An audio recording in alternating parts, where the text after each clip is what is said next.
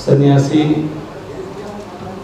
यतेंद्र मुनेंद्र और आचार्य चातुर्मास्य का ये व्रत अनुष्ठान करते हैं और उनके इस चातुर्मास्य व्रत अनुष्ठान का मूल उद्देश्य यदि होता है तो वह विश्व कल्याण हितार्थाय, विश्व के अभ्युदय के लिए, विश्व शांति के लिए, विश्व में सद्भावना बनी रहे।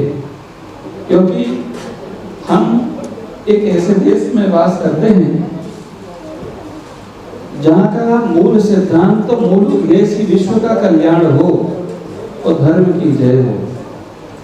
धर्म की जय हो में हिंदू मुस्लिम सिख ईसाई ऐसा नहीं, अलग अलग नहीं, धर्म की जय हो।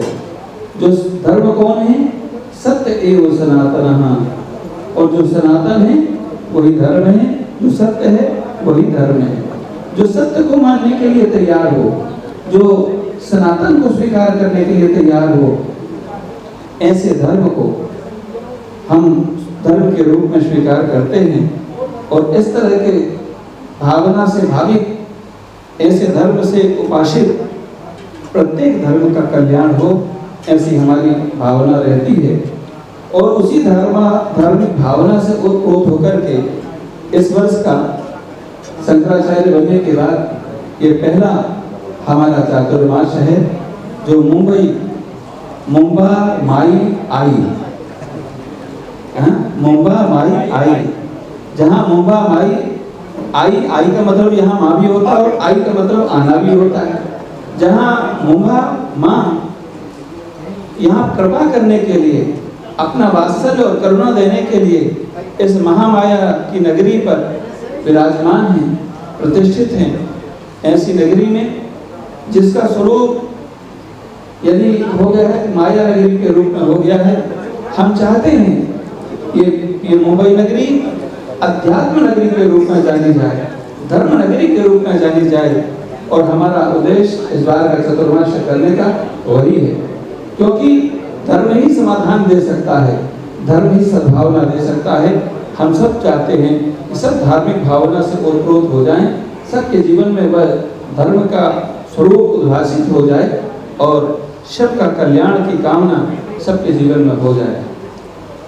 यही बात आज श्रीयंत्र की अधिष्ठात्री भगवती ललिता महात्रिपुर सुंदरी राज राजेश्वरी है, जो राजाओं की भी राजा कही जाती है। ऐसे भोगस्य मोक्षस्य करस्थे हो, जो भोग भी देती है और मोक्ष भी देती है। ऐसी श्रीयंत्र की अधिष्ठात्री महालक्ष्मी यहाँ पर विराजमान है, मुंबा मैया विराजमान है। मुंबा देवी में भी श्रीयंत्र की आराधना होती है और आपका जो महालक्ष्मी जी का स्थान है, मंदिर है, वहाँ भी ये आराधना होती है। श्रीयंत्र की आराधना को हम श्री विद्या कहते हैं और श्री विद्या की आराधना अद्भुत है, क्योंकि ये भगवती राज राजेश्वरी ललिता महात्रिपुर सुंदरी की आराधना। ये आराधना माता पद्मावती की आराधना है, ये आराधना माँ राज राजेश्वरी की आराधना है। तो ये आराधना सभी देवता करते हैं, ऐसा कोई देवी नहीं, ऐसा कोई देव नहीं जो भगवती ललिता महात्रिपुर सुंदरी की आराधना ना करता। सबके द्वारा उपासित ये भगवती हैं, अर्थात सभी देवों को, सभी देवियों को शक्ति देने वाली यदि कोई दिव्यता से परिपूर्ण माँ भगवती है तो भगवती ललिता महात्रिपुर सुंदरी। इनके जो सहस्त्र नाम हैं, एक एक नाम में हजारों हजारों सहस्रों लीलाओं का स्वरूप उनके अंदर में समाहित है, जिनके एक एक नाम में अनंत अनंत समस्याओं का समाधान करने का सामर्थ्य है, विराजमान है। ऐसी अष्ट देवियों के द्वारा ये ललिता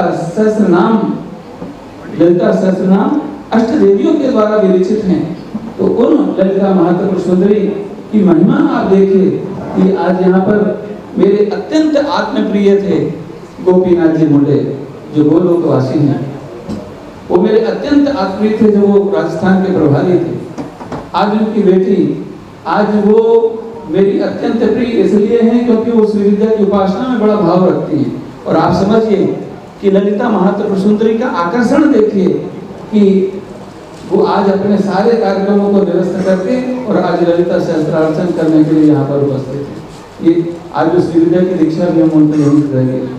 तो ये श्री विद्या की आराधना सभी प्रकार की कामनाओं को पूर्ण करता है। हम भी चाहते हैं घर घर में माँ ललिता महात्रिपुर सुंदरी की आराधना, जो भगवत्पाद आदि शंकराचार्य जी ने वेदों से शास्त्रों से गोविंदम स्वरूप में जो थी उसे निकाल करके उद्भाषित किया है जगत के कल्याण के लिए। और इस नॉर्थ इंडिया में तो कोई जानता भी नहीं था। हमारे जो बड़े गुरु जी थे धर्म सम्राट करपात्री जी महाराज, धर्म सम्राट करपात्री जी महाराज इस विद्या को लेकर के यहाँ पर आए और उस विद्या को और भी अधिक विकसित किया। तो हमारे पूज्य गुरुदेव जगत गुरु शंकराचार्य ब्रह्मलीन जगत गुरु शंकराचार्य स्वामी स्वरूपानंद सरस्वती जी महाराज ने किया। आज हम भी चाहते हैं कि उन्हीं माँ जगदम्बा की आराधना उपासना सभी लोग भाव से भावित होकर के करें। दूसरा तीसरा एक अंतिम विषय हम और अपना रह करके अपनी बात को विराम देंगे, वो ये है आज बड़ी समस्या बांग्लादेश में जो हमारे हिंदू सनातन धर्मियों के साथ में हो रहा है। जो वहाँ पर हो रहा है वो उस राज्य की, उस राष्ट्र की समस्या है।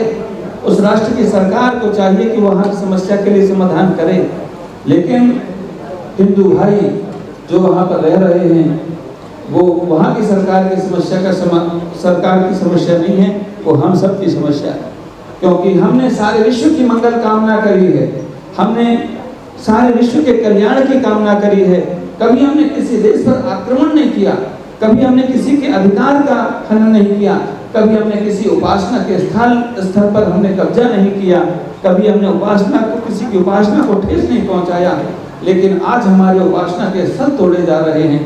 आज वहाँ पर हमारे जो हिंदू धर्म की माताएं बहनें हैं उनकी मान सम्मान, उनकी लज्जा का हरण हो रहा है। आज वहाँ पर और जो हिंदू भाई हैं उनको सताया जा रहा है। ये निश्चित रूप से हम उदार चरितानाम वसुधैव कुटुंबकम की अवधारणा रखते हैं, सबकी मंगल कामना करते हैं, लेकिन जो हमारे हिंदू भाई हैं उनकी भी हमें चिंता है।